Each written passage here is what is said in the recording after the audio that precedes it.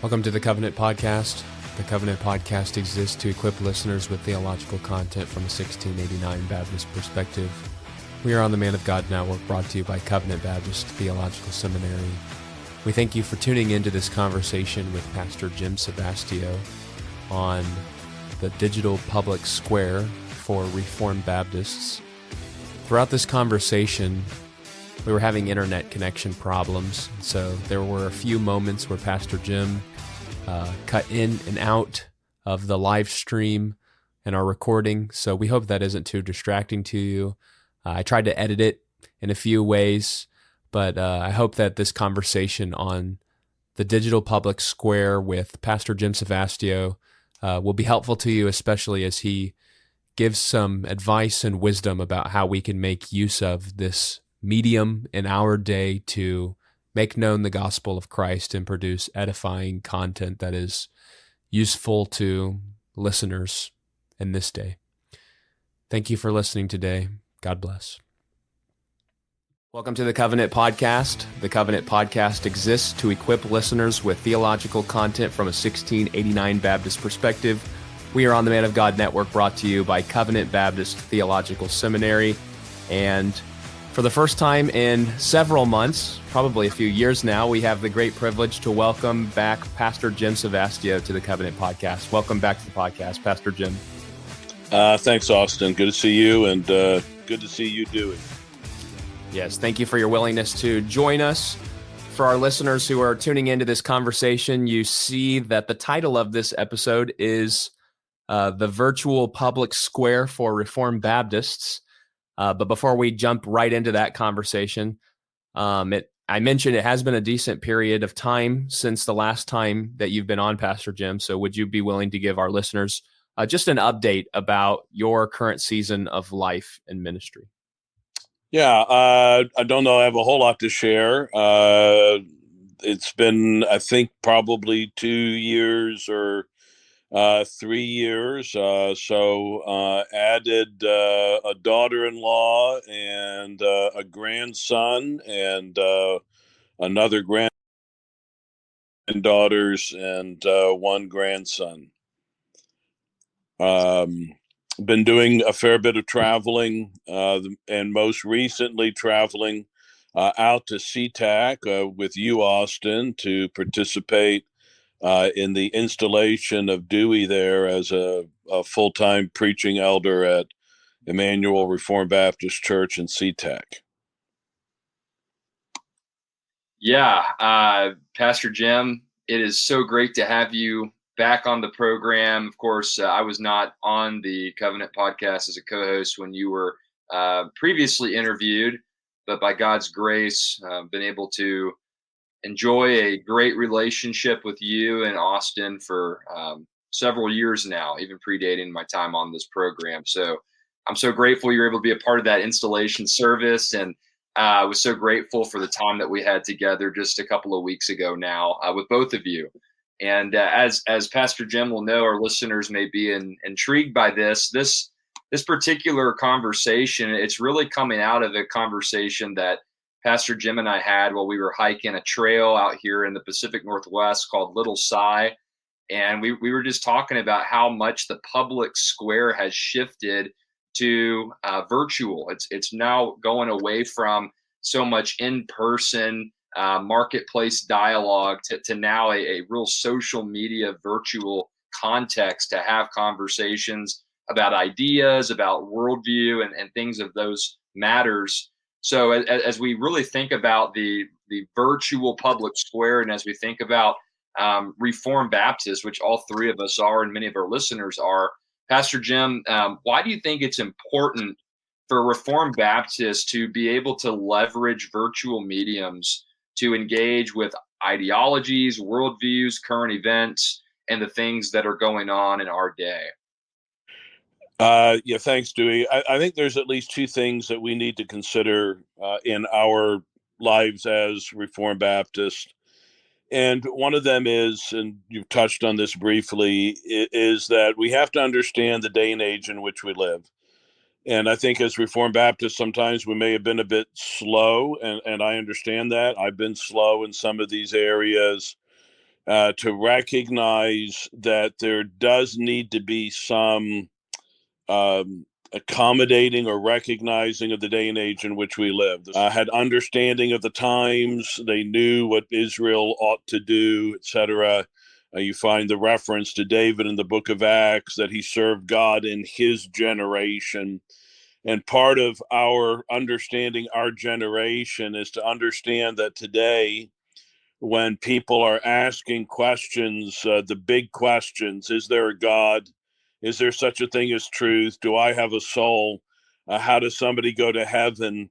They're not calling a church. They're not emailing a church. They're typing these questions into Google, TikTok, even and YouTube.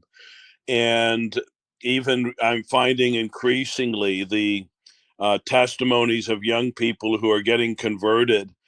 Very often, something like YouTube is playing a part in that. And I think rather than just poo-pooing that or denigrating that, we ought to recognize that and see that the Lord may well be using these modern means to reach people.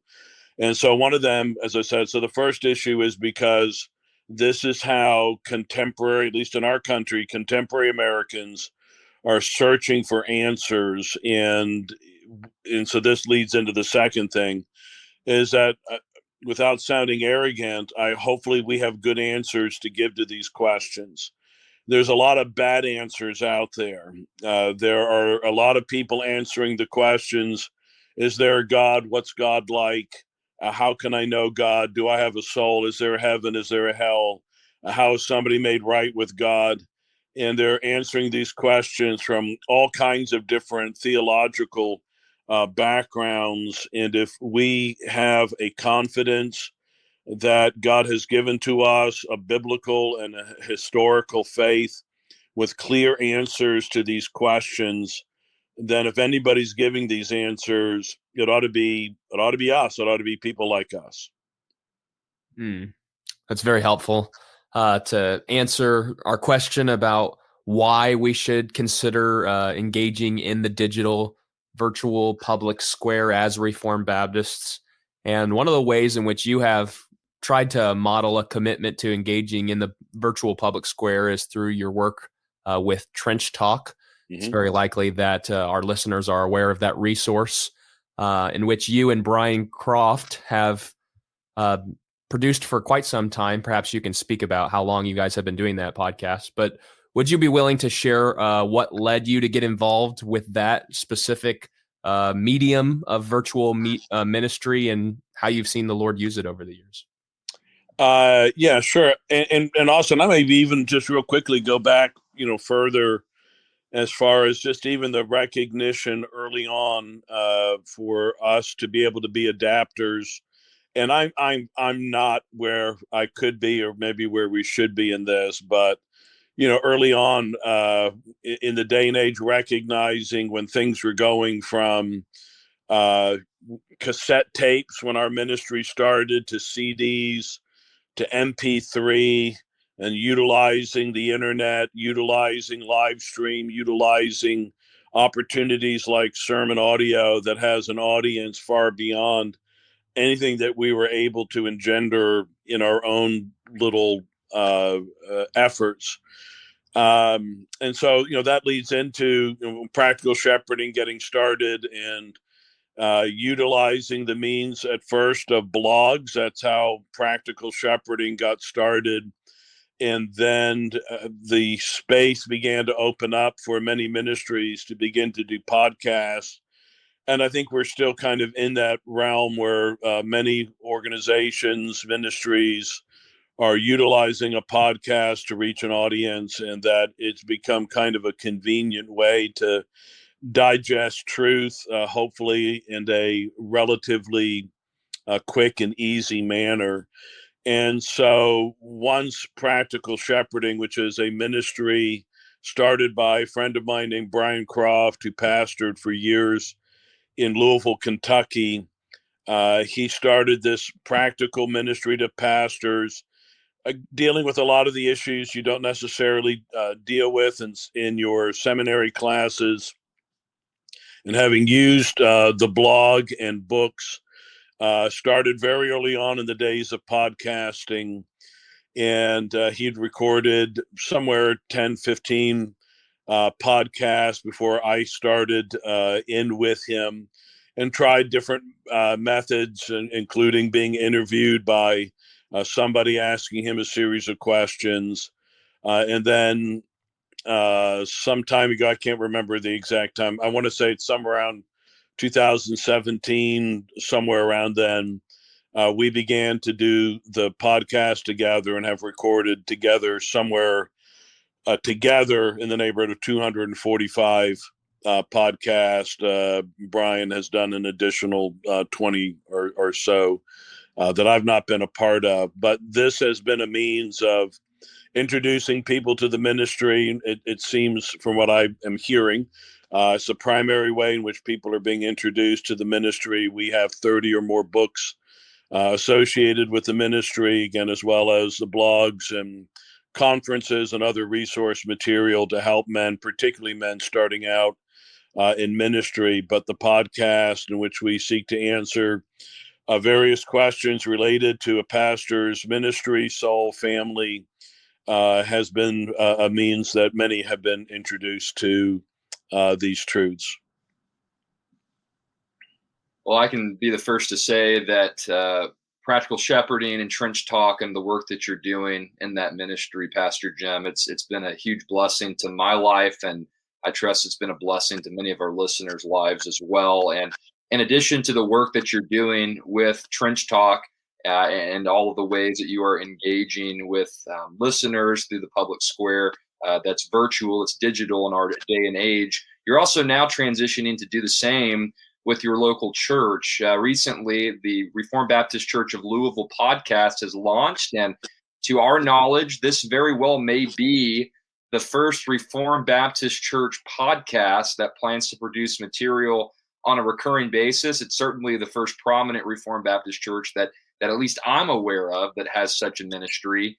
So would you be willing just to share with our listeners a little bit about what led your church to create that podcast, and maybe what your long-term vision is for the ministry? Because it truly is a unique ministry when thinking about how Reformed Baptists are engaging in the virtual public square, or the lack of us engaging in that particular way.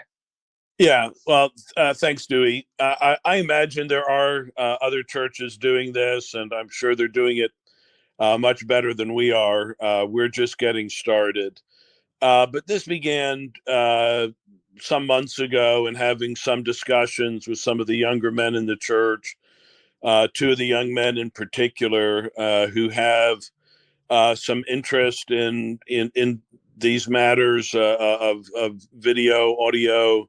Both have been very helpful in our web design, and that's something we're even talking about trying to improve regularly, trying to update, improve, to have a good presence on our website, because that's, if not the front door, it is the way in which a lot of people are first introduced into your life and ministry. Initially, the question was, do we want to put a series of welcoming videos onto our website? Things like just meeting your pastors, a little bit about the history of the church, a little bit about the doctrine of the church. And now that people can actually see what I look like, you'd be interested to know that these guys were hopeful to use our younger, far more handsome elder to do video. They were happy to have me do video. They thought maybe one of the other guys should be involved. But that being said, when we actually have begun the material, and we've really only just begun, I've been involved in that thus far.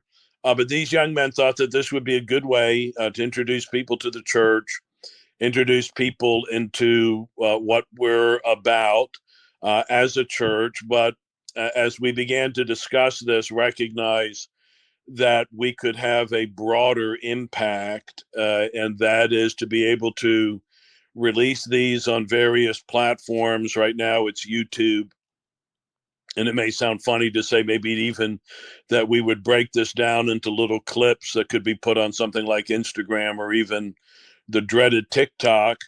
But again, the recognition is there are billions of people that access this material.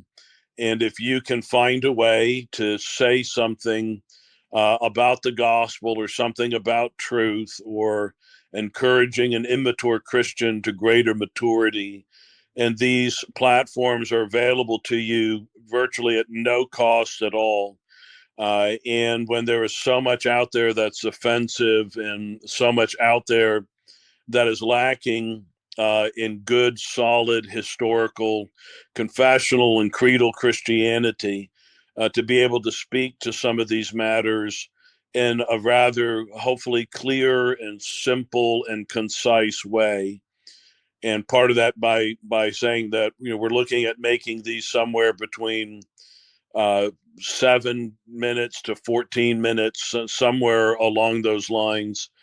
Some of them may be even, more brief, 5 minutes long.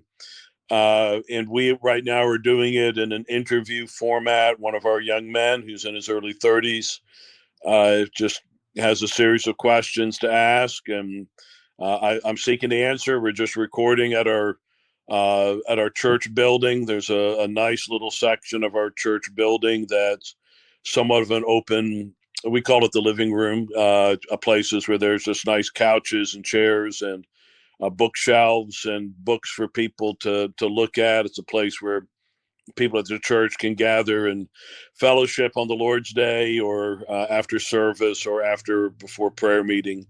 And so just trying to utilize a relatively simple but attractive place. And so we're learning how to do the recording, learning things about lighting and volume and all of those kinds of matters to make it as appealing as possible, as simple as possible. But it's very simple, nothing fancy at this point, but just trying to answer some simple questions at this point about what is the history of the Reformed Baptist Church, what do we mean by Reformed Baptist, and then the fellow that does the interviewing, a young man named Sam, has asked me a bit about my testimony and coming out of that testimony, because I had something of an abusive background with my father, answering some questions about how the gospel was healing and how the fatherhood of God became a lifeline to me as a young Christian and has continued to be as a pastor. That's excellent, brother. And I hope that the Lord uses the resources that you guys are producing there to affect much good.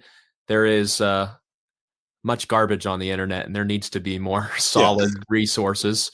And just furthering that comment that there is much garbage on the internet, I think that several, when they think about some of these online mediums, they do think of a lot of the negative stuff that's associated with being involved in the digital public square, like the online quabbles that there could possibly be, or a possible inordinate misuse of our time and or focus and energy as pastor ministry, or even the fact that this medium gives the appearance that everyone has an equal voice or an equal opinion on this medium, because everyone has access to a smartphone. Everyone who does have access to a smartphone has an opportunity to dialogue. And so there could be a platform where people who shouldn't be teachers are putting themselves in positions of public teaching authority. So I think all of those negative things come to our mind whenever we think about the digital public square.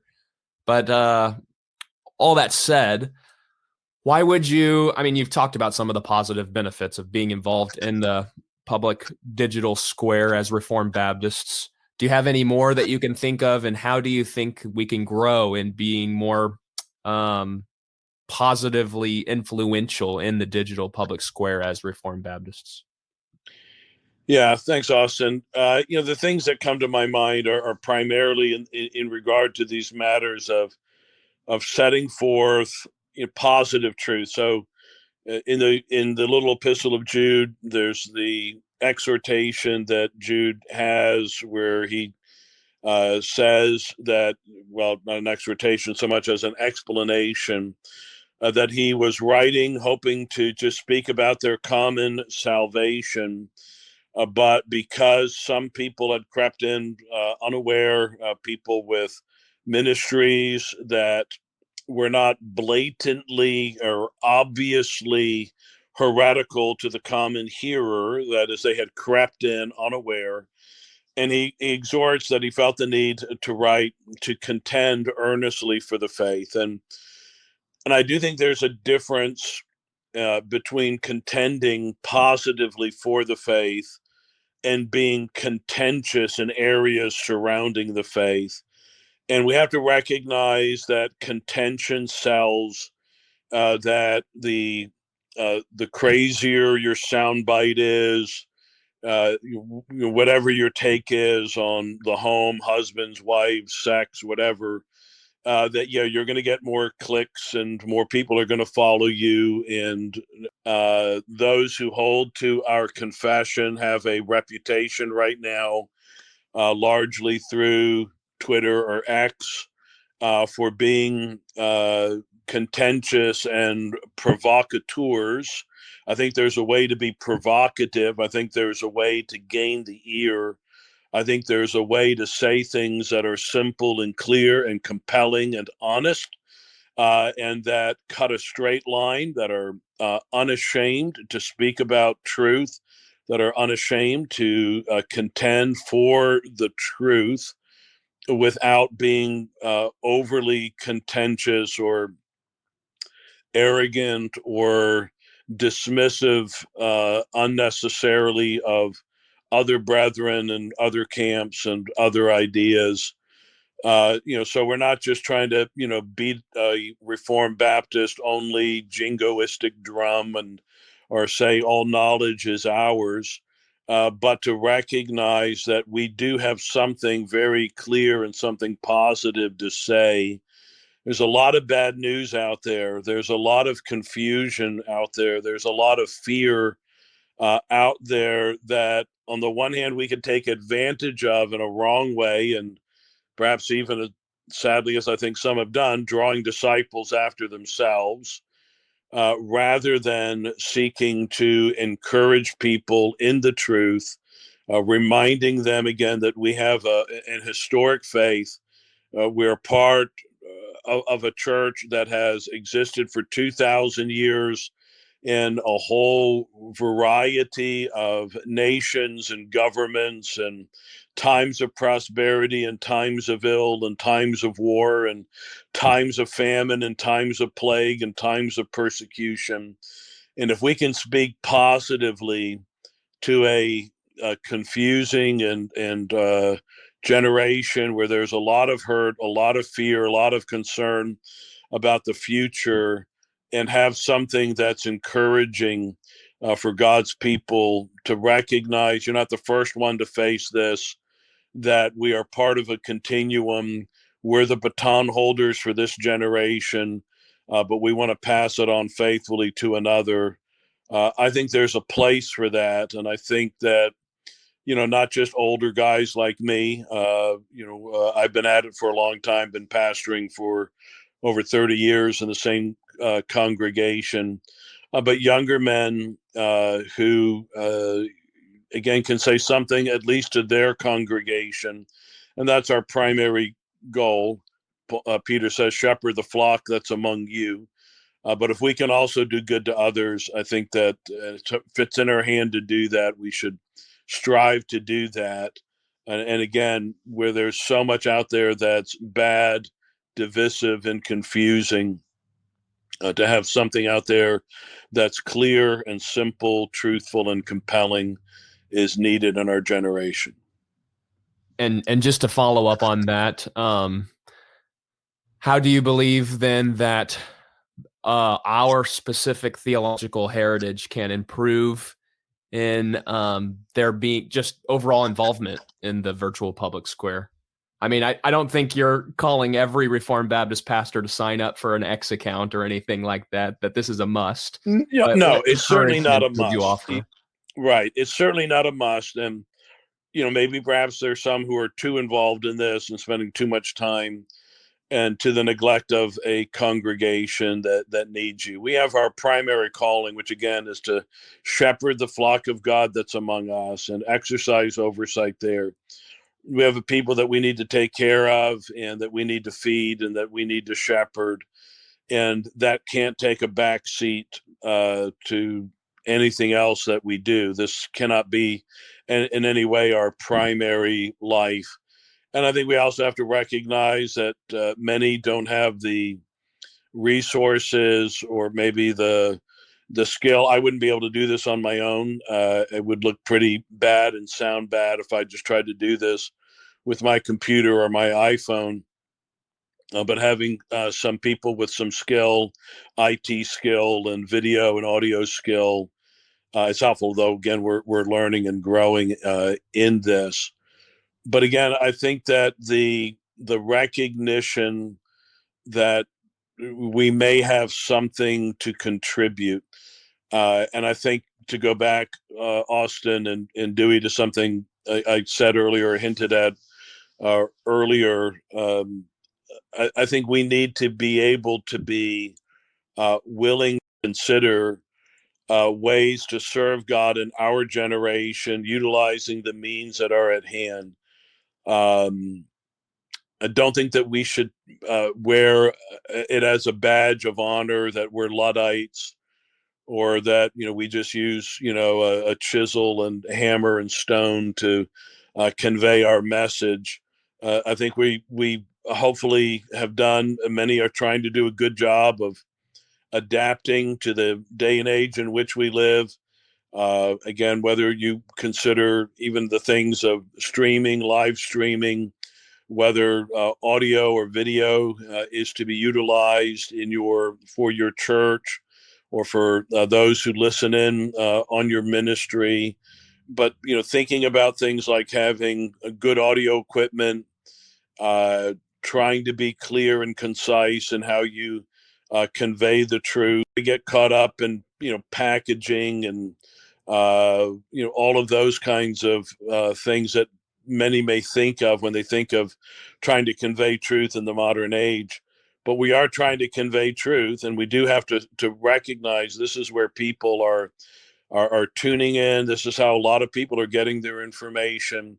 It's where unbelievers are turning. It's where immature believers are turning to try to get help, trying to understand better. And again, there's many willing to give them all kinds of things. And if we believe that we have, by God's grace, given our historical and confessional, have some more solid truth to be able to convey, then I think we ought to consider whether or not we have an obligation to do this.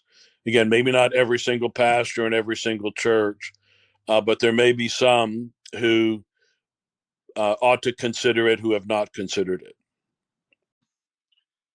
Well, I do praise God for those who have taken up the mantle to get engaged in the virtual public square, whether that be social media, whether that be producing quality podcast resources, or even just putting their sermons online. I mean, every week I listen to a handful of podcasts and sermons, and it's a huge way the Lord has worked in my life for my own sanctification and allowing me to ask more questions about how to be a better father, a better husband, better pastor, better friend. So God is certainly using virtual resources at the individual level, and of course, even broadly speaking, I believe the church as a whole has been blessed as churches and as ministries have found ways to creatively leverage virtual mediums for the edification of God's people. And as we draw this conversation to a close, Pastor Jim, this has been a wonderful discussion. We really appreciate you coming on today. We would be curious to hear from you if there's any specific virtual resources that you would recommend to our listeners, maybe some that you found edifying, or if there are just any final words of encouragement that you'd provide our listeners to. Maybe there's a pastor listening who's thinking about following in RBC Louisville's footsteps with a church podcast, or maybe they listen to Trench Talk, or they're wondering how they can maybe implement something like that into their own respective ministries. what final words would you say of advice or encouragement to our listeners who may fall into those categories? I just encourage you to, find solid guys. And one of the ways to maybe do that even is through Covenant Podcast and the teachers and preachers that they have on here and that they interview and see if and when they have podcasts. So there's a lot, again, today, there's an amazing variety and amount of Confessional Baptist, London Lyceum folk, IRBS. They're producing good stuff, Broken Wharf, and others that I may not be able to think of off the top of my head, but who I consistently see are having good interviews with good men about good things, and so sample around, find things that you find helpful. Again, I'd be curious to know others that are using these means, and perhaps when this is up, some of them, if they feel free and it's okay with you, if they link to what they're doing as well, to try to get other eyes and ears on the truths we're trying to convey. Amen. Pastor Jim, thank you so much for joining us again today on the Covenant Podcast. It's been too long since we've had you on the program, but we certainly enjoyed the time with you today, and of course the time that we had together a couple of weeks ago. So blessings to you and Becky and your church family, and we look forward to getting you back to the Pacific Northwest in the next couple of months. Yeah, great. I'll be out there, Lord willing, at the beginning of September. So Amen. We'll do another hike, Lord willing, Dewey. Yes, but maybe not Little Sigh. It's going to be hot in September, so we'll need to find. I've got an idea. I think I know where we're going. Okay, very good. Well, Austin, good to see you, brother. We'll see you, Lord willing, shortly. Good to see you as well, Pastor Jim. Yes, sir. And to our listeners, we want to thank you again for your continued support of the Covenant Podcast. Until next time, we wish you grace and peace. God bless.